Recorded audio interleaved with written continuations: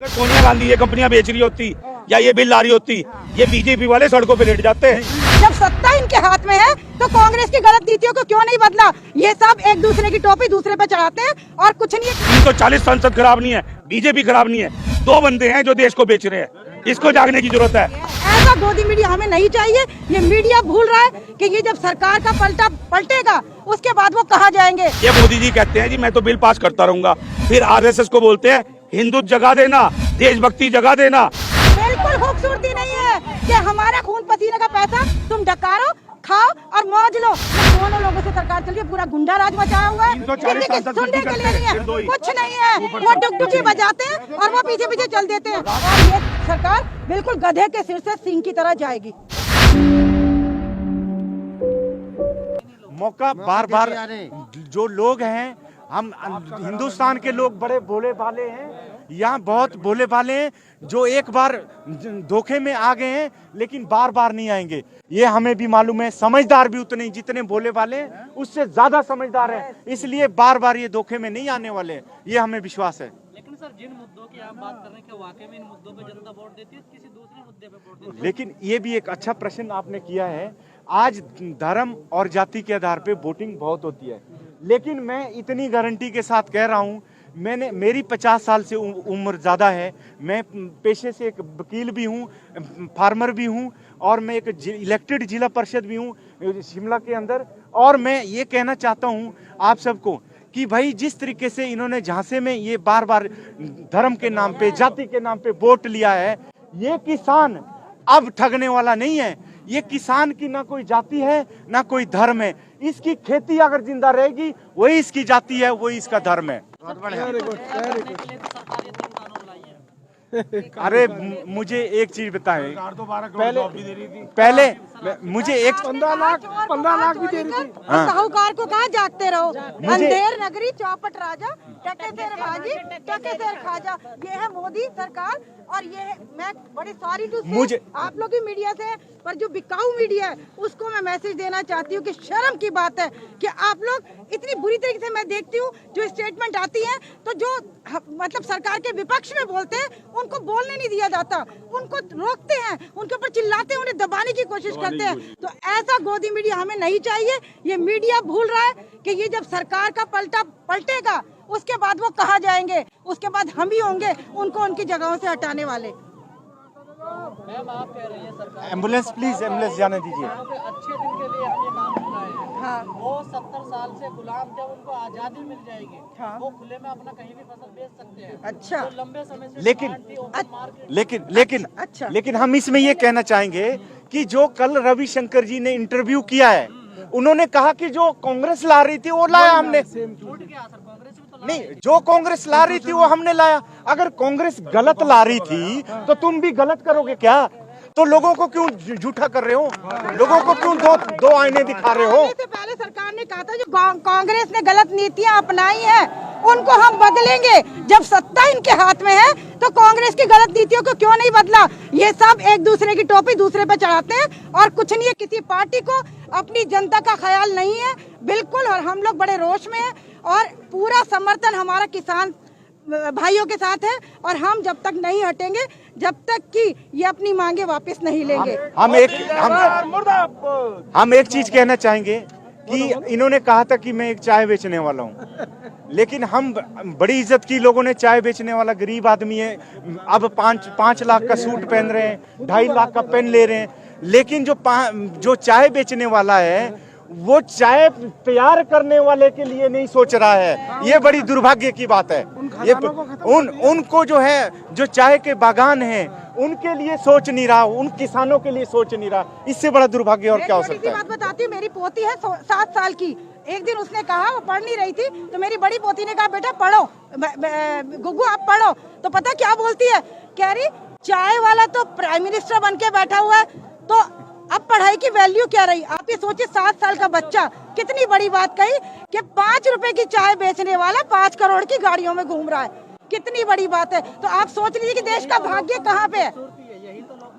बिल्कुल खूबसूरती नहीं है कि हमारा खून पसीने का पैसा तुम डकारो, खाओ और मौज लो। मोदी, मैं एक चुनौती के साथ कहना चाहूंगा लोकतंत्र की खूबसूरती के ऊपर। अगर मोदी जी ने मैं अपनी कैबिनेट से भी ये बिल डिस्कस नहीं किया है। मैं गारंटी के साथ कहता हूं, आज इसलिए बीजेपी के लोग रिजाइन कर रहे हैं, एमएलए बाहर निकल रहे हैं, क्योंकि उनको भी कॉन्फिडेंस में नहीं लिया है। आम किसान कह रहे हैं कि मोदी जी तो करना चाह रहे हैं, कोई और नहीं करने दे रहा। अरे कौन नहीं करने दे रहा है? कौन नहीं करने दे रहा है? अगर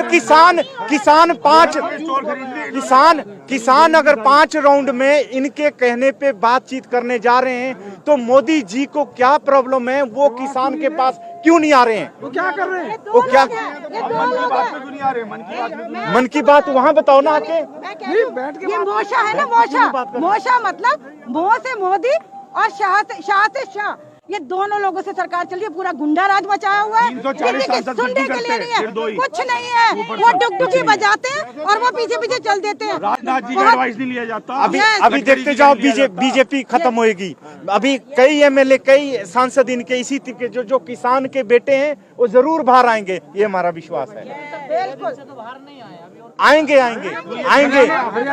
अभी नहीं आएंगे तो वोट के लिए आएंगे, वोट के लिए भी आएंगे जरूर आएंगे। यही आना पड़ेगा, किसान की चरणों में आना पड़ेगा। कर रहे हैं वो लोग। हरियाणा के 6 लोग आ चुके हैं वहाँ। आएगा कि वो लोग सामने आएंगे, पार्लियामेंट में हंगामा होगा, इन्हीं के एमपी एमएलए इनका विरोध करेंगे और ये सरकार बिल्कुल गधे के सिर से सींग की तरह जाएगी। जो विरोध करता है संसद में, उसे तो उठा के बाहर फेंक दिया जाता है। अरे वक्त आएगा ना, हर चीज का वक्त है। Wait and watch. एक चीज बताइए आप, एक मिनट, आप कहते हैं जो विरोध करता है उसे संसद से बाहर कर दिया जाता है। ये कांग्रेस के टाइम में ये कहते थे मनमोहन सिंह की जो रिमोट कंट्रोल है सोनिया गांधी के पास है। मैं आज बोलता हूँ बीजेपी का रिमोट कंट्रोल मोदी और अमित शाह जी के पास है, तो क्या नहीं है? मैं कह रहा हूँ अगर सोनिया गांधी ये कंपनियां बेच रही होती या ये बिल ला रही होती, ये बीजेपी वाले सड़कों पे लेट जाते हैं। रिमोट कंट्रोल उनके पास है। हाँ। और उसके जो अंदर सेल पड़ते हैं वो अदानी और रिलायंस के पास। सोनिया गांधी, एक मिनट, अगर ये सरकारी कंपनियां सोनिया गांधी बेच रही होती तो ये बोला जाता देशद्रोही है, विदेशी है। आज तुम तो देशी हो, तुम तो स्वदेशी हो। और आपका एक क्वेश्चन था ना कि ये जीतते क्यों हैं, सब मीडिया का ही क्वेश्चन है कि आप वोट, ये पता क्यों जीतते हैं? इनको 40 संगठन तैयार करे हुए। ये मोदी जी कहते हैं जी मैं तो बिल पास करता रहूंगा, फिर आरएसएस को बोलते हैं हिंदुत्व जगा देना, देशभक्ति जगा देना और पाकिस्तान इंडिया कर देना। बजरंग दल, विश्व हिंदू परिषद, कितने दल इन्होंने बना। वो दल खराब नहीं है, 340 संसद खराब नहीं है, बीजेपी खराब नहीं है। 2 बंदे हैं जो देश को बेच रहे हैं, इसको जागने की जरूरत है यार। हमारा एमपी है जनरल वीके सिंह। मैं आपको एक चीज बताता हूँ, जब वो कांग्रेस से भिड़ गए थे, जब जनरल थे ये, और ये सत्यपाल जी कमिश्नर है, वो भिड़ गए थे अपने अधिकारियों से। जब राजनीति में आती है, इतनी गंदी कुर्सी है, तभी अन्ना जी कहते हैं कि राजनीति इज द डर्टी गेम, क्योंकि जो राजनीति में आया बोल ही नहीं पाएगा। जनरल साहब कांग्रेस के खिलाफ बोल गए जब जनरल थे। हाँ, नहीं बोल पा रहे, जब से नेता बने नहीं बोल पा रहे। एक इतने इंटेलेक्चुअल लोग हमने बिठाए, अनपढ़ आदमी को तो नहीं बिठाया ना, चाहे जनरल साहब हो चाहे कोई हो। क्यों नहीं बोलते हैं लोग? हमसे जब वोट मांगने आते हैं मोदी को वोट नहीं देते हम किसी पार्टी को नहीं देते। हम उस समय कहते हैं आप सांसद हो, आप हमारी बात आगे पहुंचाना, आप आगे पहुंचाओ, एक लेटर दिखाओ, भले मोदी जी माने ना माने। तुम तो साला वहाँ बोलते ही नहीं हो, सबके मुंह में ताला लगा, चाबी अपनी जेब में। तुम ना विधायक हमारा बोलता ना सांसद, हर पूरे हिंदुस्तान का जो सत्ताधारी पार्टी के खिलाफ बोल दे। भैया एक लेटर दे के हमें दिखाओ कि मोदी जी ने ना कर दिया। तुम वो लेटर नहीं दिखा सकते, तुम्हारी इतनी बिल नहीं है, तुम जनता के लिए वो लेटर दिखा दो कि मोदी जी को हमने लेटर दिया था, मोदी जी ने कहा ये बिल नहीं हम मानेंगे। मैं कहना चाहूंगी, आज इन्होंने कोविड के सारे सेक्शन लागू कर दिए। आज भारत बंद पे कोविड के सारे सेक्शन, जब रैलियां हो रही थी अमित शाह की हैदराबाद में, तब कहाँ कोविड था? तब कहाँ ये कोविड नहीं फैल रहा, सरकार फैलवा रही है। था कुछ नहीं था, है ना? ये कोविड सरकार नहीं फैलवा रही। वाराणसी में वो गए थे देव पूजन करने के लिए मोदी जी, वहाँ पे कौन सा कोविड था?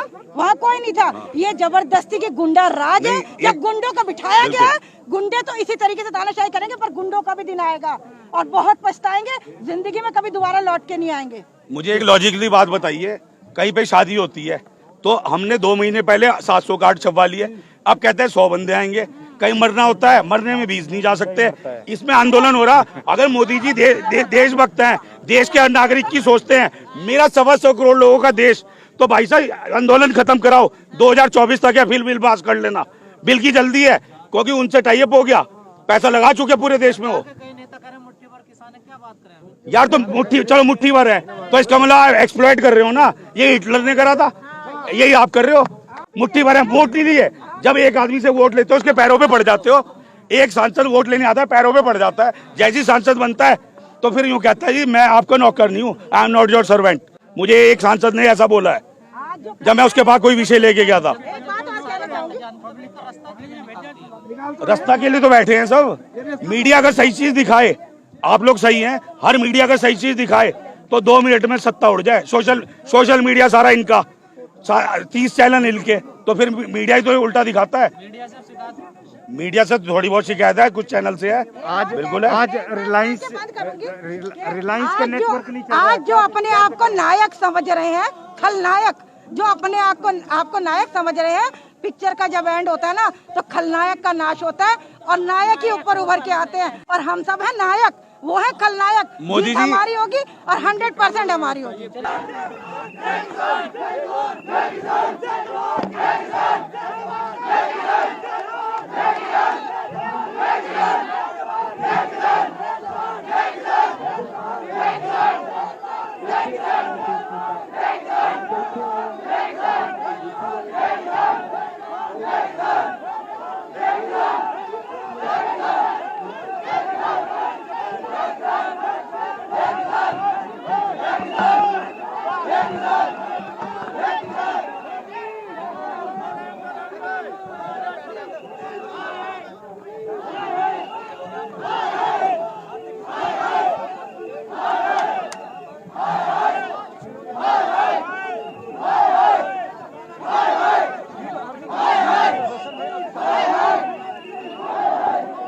भीम आर्मी के जरिए यहाँ पहुंचे ये लोग, आप देख सकते हैं कि ये प्रदर्शन में शामिल होकर यहाँ नारेबाजी हो रही है। प्रधानमंत्री नरेंद्र मोदी को हाय हाय की नारेबाजियाँ हो रही है और किसान बिल के जो है विरोध में ये लोग यहाँ इकट्ठे हुए हैं। यहाँ आपको दिखाने की कोशिश कर रहे हैं कि बड़ी तादाद में जो नौजवान हैं वो भी इस मूवमेंट में हर दिन जुड़ता जा रहा है।